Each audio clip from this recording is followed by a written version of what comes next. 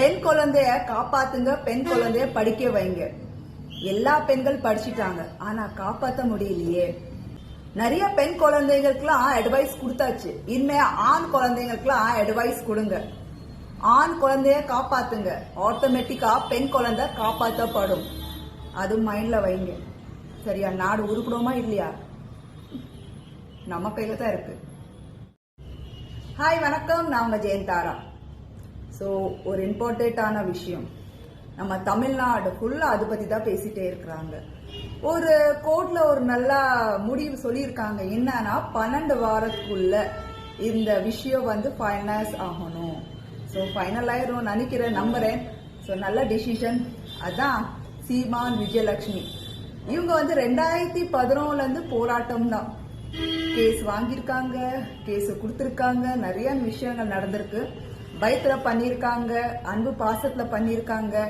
அதே மாதிரி ஒரு எஃப்ஐஆர் க்ளோஸ் ஆனா திருப்பி அதை நம்ம ஓபன் பண்ணலாம். இது நிறைய பேருக்கு தெரியல. சோ நீங்க பயப்பட வேணாம். அந்த டைம்ல அவங்களோட வருத்தம், வேதனை, அநியாயம் நடக்கும் போதுதான் இந்த மாதிரி ஒரு விஷயம் நடந்திருக்காதா எஃப்ஐஆர்லாம் போட்டிருக்காங்க. சும்மால எஃப்ஐஆர் போட முடியாது. சோ 2011 எத்தனை வருஷம், அப்பாடி அத்தனை வருஷம் போராடிட்டே இருக்கிறாங்கல்ல. நான் ஏன் இவங்கள பத்தி பேசுறேன்னா, கண்டிப்பா நம்மளோட கடமை. ஒரு பெண்ணுக்கு அநியாயம் நடந்திருக்கு, சரியா? அவங்க இப்ப வரைக்கும் குரல் கொடுத்துட்டு தான் இருக்காங்க.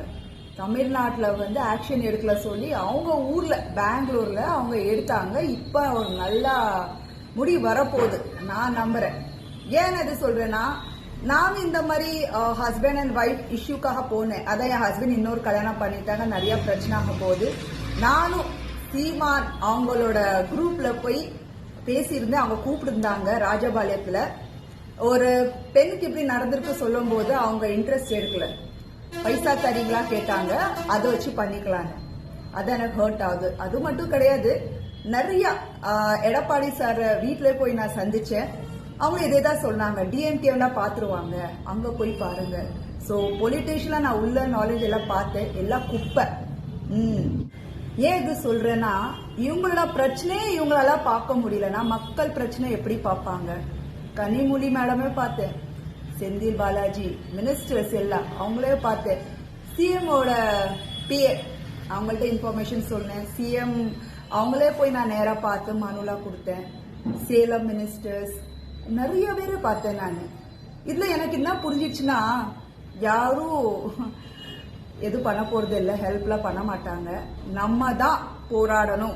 நம்மளோட வலி, நம்மளோட பசி, நம்மளோட கவலை, நம்மளோட எல்லா விஷயத்துக்கு நம்ம தான் போராடணும். முடிவு பண்ணியாச்சு.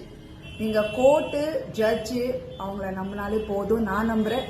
கண்டினியூ போராடுங்களேன், நீதி கிடைக்கும். இன்னைக்கு இல்லைன்னா நாளைக்கு. சோர்ந்து போகாதீங்க. நான் இந்த ப்ரூஃப் காட்டுறேன், இந்த போட்டோஸ்லாம் நான் காட்டுறேன். ஏன்னா இவங்கள பார்த்து பார்த்து தான் எனக்கு இன்னும் வெறிதா வருது.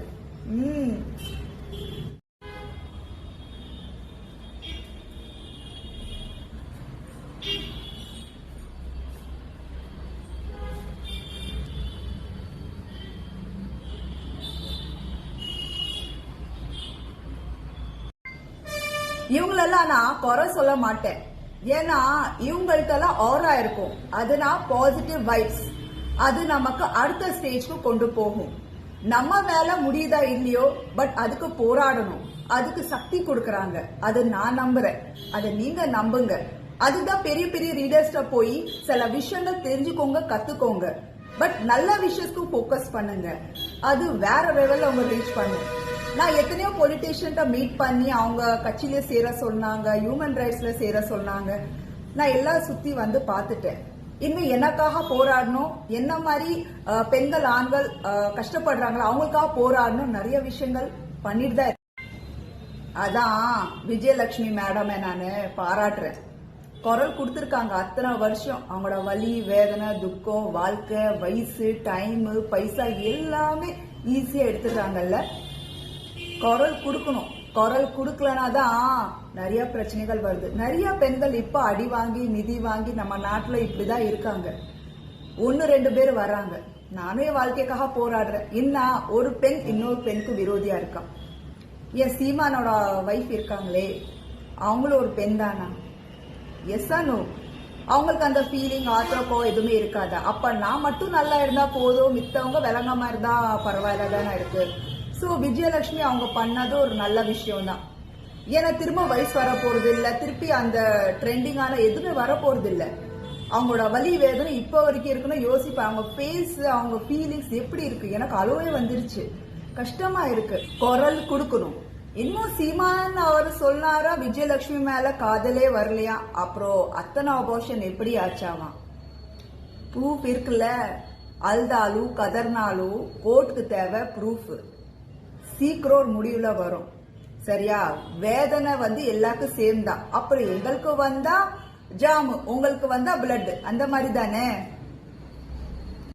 இந்த மாதிரி விஷயம் பெண்களுக்கு தான் அசிங்கமா, ஏன் ஆண்களுக்கு இல்லையா? அவங்களுக்கு பொண்டாட்டி குழந்தை குட்டி இல்லையா? ஏன் மான மரியாதை அவங்களுக்கு இல்ல? இந்த மாதிரி வெளியே வெளிச்சத்துக்கு கொண்டு வந்தாதான், சட்டம் ஸ்ட்ராங் இருந்தாதான் அநியாயம் அங்க நடக்குது கொஞ்சம் கம்மியாகும், அட்லீஸ்ட் கம்மியாகும். வெளியே வாங்க, சரியா? தட்டி கேளுங்க.